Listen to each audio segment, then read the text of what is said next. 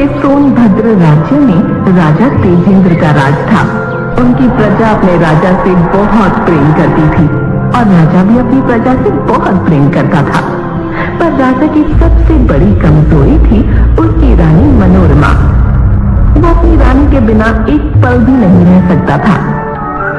राजा तेजेंद्र का वर्चस्व दिन रात तरक्की कर रहा था। राजा हर समय रानी को अपने साथ ही रखते, यहाँ तक कि युद्ध के लिए भी जाता तो भी रानी मनोरमा उसके साथ ही जाती। एक दिन हिमाचल के जंगलों में राजा ने अपना डेरा डाला था। रानी की दासी, महाराज की जय हो। महाराज, महारानी की तबीयत कुछ ठीक नहीं लग रही है। क्या हुआ हमारी महारानी को? महाराज, महारानी हमारे सोनभद्र राज्य के उत्तराधिकारी को जन्म देने वाली है। दासी, ये तुम्हारा इनाम है। हम अभी महारानी से मिलने उनके कक्ष में जाना चाहते हैं। तुम हमारा संदेश लेकर जाओ। महाराज की जय हो। महाराज आप बड़े दयालु हैं। दासी रानी मनोरमा के कक्ष में जाकर महाराज के आने का संदेश देती हैं और महारानी मनोरमा भी महाराज तेजेंद्र का इंतजार करने लगते हैं। तभी वहां महाराज आते हैं। महारानी, आज आपने हमें जीवन की एक और अनमोल खुशी दी है। महाराज, मैं जानती हूँ आप बहुत खुश हैं, परंतु अब मैं आपके साथ किसी भी यात्रा पर न जा सकूंगी। ऐसा क्यों कह रही हैं आप महारानी? क्योंकि अब मुझे महल में ही रहना होगा। नहीं, ऐसा नहीं हो सकता। हम आपके बिना एक पल भी नहीं रह सकते।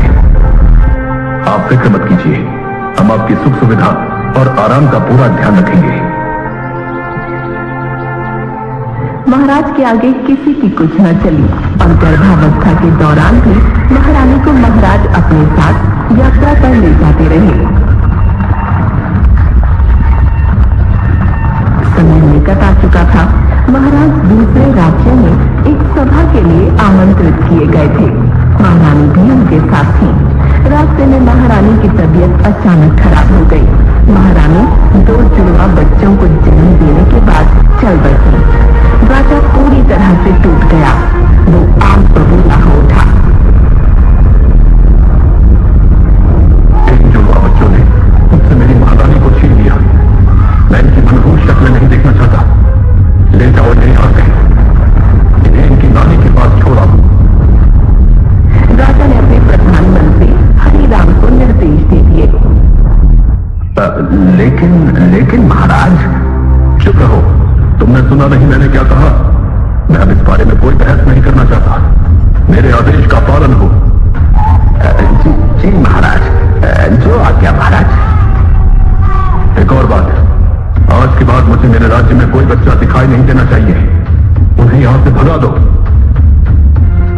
महाराज, ये ठीक नहीं होगा। क्या मतलब है तुम्हारा? महाराज, प्रजा अपने बच्चों के बिना मर जाएगी। ठीक है, बच्चों को राज्य से बाहर मत भेजो, पर उनका बचपन समाप्त करो। मैं कुछ समझा नहीं महाराज। मैं चाहता हूं कि बच्चे अपना बचपना छोड़कर बड़ों की तरह व्यवहार करना सीखें। आज से सब बच्चों का उछल कूद करना, खेलना और खिलखिलाना सब बंद। क्यों महाराज? मैं नहीं चाहता कि कोई भी बच्चा मुझे मेरे जुड़वा बच्चों की याद दिलाए। उनका ध्यान आते ही मेरा खून खौलता है। मुझे मेरी महारानी मनोरमा की याद आती है। मुझे लगता है कि इन जुड़वा बच्चों की वजह से मेरा सब कुछ लुट चुका है। अपना सिर झुकाकर हरिराम वहीं खड़ा रहा और कुछ न बोला। पूरे राज्य में यह ऐलान कर दो कि मेरे आदेश का पालन सभी बच्चों को करना होगा। उल्लंघन करने वाले बच्चे को राज्य से सदा के लिए निकाल दिया जाएगा और उसके माता पिता भी दंडित होंगे। अगले दिन से ही आदेश लागू हो गया। राजा का आदेश सुनकर लोगों में काफी रोष था। नगरवासी आपस में बातें कर रहे थे। हमारे राजा ने ये कैसा आदेश दे दिया है? भला ये भी कोई बात होती है क्या? अगर बच्चों से उनका बचपन ही छीन लिया गया तो उनके जीवन में बचेगा ही क्या? बात तो तुम्हारी सही है मित्र, परंतु महाराज को यह समझाएगा कौन? हम सब जानते हैं कि महाराज महारानी से कितना प्रेम करते थे। प्रेम करते थे ये तो सत्य है, परंतु महाराज महारानी की मृत्यु की सजा हम सबको क्यों दे रहे हैं? तभी वहां एक और व्यक्ति आता है। अरे महारानी की मृत्यु का कारण भी तो महाराज है। यदि उन्होंने इस अवस्था में भी महारानी को अपने साथ यात्रा पर ले जाने की जिद ना की होती तो शायद आज महारानी जीवित होती। हाँ, यह भी बात सत्य है, परंतु ये सब बातें महाराज को बताए कौन और समझाएगा कौन? एक महारानी ही थी जिनकी बात महाराज समझते और सुनते थे, परंतु इस समय तो महाराज से कुछ कहना भी अपने प्राणों से हाथ धोने के बराबर है। लोगों में मूर्खता भरे इस आदेश को लेकर काफी नाराजगी थी, लेकिन वो राजा के सामने इसका विरोध करने से डरते थे। हारकर उन्होंने अपने बच्चों को जीने का नया तरीका सिखाना शुरू कर दिया। लगभग 6 महीनों के बाद नगर के सेठ और ब्राह्मण दोनों बातें कर रहे होते हैं। अब तो हमारे राज्य में बच्चों की किलकारियां सुनाई देनी बंद हो गई। पेड़ों पर चढ़ते, पतंगे उड़ाते लड़के और रस्सी कूदती व गुड़ियों से खेलती लड़कियां अब नजर नहीं आती भाई। हमारा राज्य एक सुंदर राज्य था। तरह तरह के फूल, विभिन्न आकार के आकर्षक पेड़, मीठे फल, कई प्रजातियों के पशु पक्षी इस प्रदेश को प्राकृतिक सौंदर्य से परिपूर्ण राज्य बनाते थे। लेकिन सब कुछ बदलने लगा है। पक्षियों ने चहचहाना छोड़ दिया। जिन बुलबुल और पपीहों की कूकू से हम नगरवासियों की सुबह होती थी, वो शांत होते जा रहे हैं। हिरणों का कलोल करना और गाय भैंस के बछड़ों का उछल कूद करना सब समाप्त होता जा रहा है। रसीले आम, सेब और अमरूदों से लदे रहने वाले पेड़ अब उजाड़ दिखते हैं। जैसे जैसे समय बीतता जा रहा है, हालात और खराब होते जा रहे हैं। वरुण देव भी प्रदेश से नाराज लगते हैं, जिस कारण वर्षा भी नहीं हो पा रही है। धीरे धीरे हालात बिगड़ते ही जा रहे थे। बिना पानी के फसलें बर्बाद हो गई। किसानों में हाहाकार मचने लगा। एक दिन प्रधानमंत्री हरिराम ने महाराज को राज्य की बदहाली के बारे में जानकारी दी। हरिराम की पूरी बात सुनकर महाराज ने घोषणा की, हमें देवताओं को शांत करना होगा। अनुष्ठान पूजा का भव्य आयोजन करना होगा। मेरा विश्वास है कि ईश्वर हमारी रक्षा अवश्य करेंगे। 11 दिनों तक प्रजावासियों ने मिलकर पूजा अर्चना की, पर कोई लाभ न हुआ, बल्कि राज्य की स्थिति और भी गंभीर होती चली गई। कुछ दिन बाद एक दिन महाराज अपने कक्ष में थे, तभी द्वारपाल आया। महाराज, ऋषि आनंद जी पधारे हैं। उन्हें तुरंत सम्मान पूर्वक अंदर ले आओ। महाराज तेजेंद्र की पूरी शिक्षा दीक्षा स्वामी ऋषि आनंद के आश्रम में हुई थी। 5 वर्ष पहले स्वामी जी हिमालय की कंदराओं में तप करने चले गए थे। उसके बाद किसी को उनकी खबर नहीं थी। कुछ देर बाद स्वामी जी ने कक्ष में प्रवेश किया। उनके चेहरे का तेज देखते ही बन रहा था। स्वामी जी, आप सही समय पर पधारे हैं। मेरी सहायता कीजिए। क्या हुआ राजन? महाराज ने पूरा घटनाक्रम स्वामी जी को कह सुनाया। मैंने उस जुड़वा अभिशाप को तो निकाल कर बाहर कर दिया, लेकिन संकट का ये दुर्भाग्य मेरी धरती से नहीं जा रहा है। मैं और मेरी प्रजा त्राही त्राही कर रहे हैं। तेजेंद्र, तुम उन 2 नन्ही जानों को अभिशाप कह रहे हो। अभिशाप वे 2 कोमल सुकुमार नहीं, बल्कि तुम्हारी मूर्खता और अज्ञानता है।